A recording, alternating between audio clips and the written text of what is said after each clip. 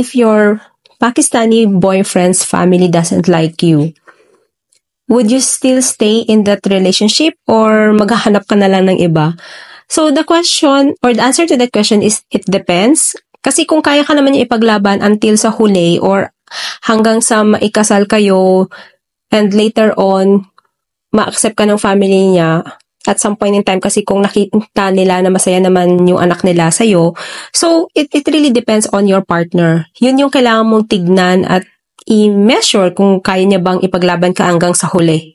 But if your Pakistani boyfriend's family doesn't like you, would you still stay in that relationship or maghahanap ka na lang ng iba?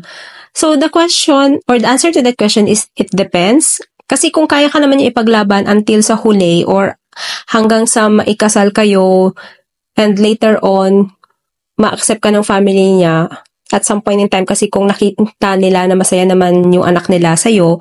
So, it really depends on your partner. Yun yung kailangan mong tignan at i-measure kung kaya niya bang ipaglaban ka hanggang sa huli.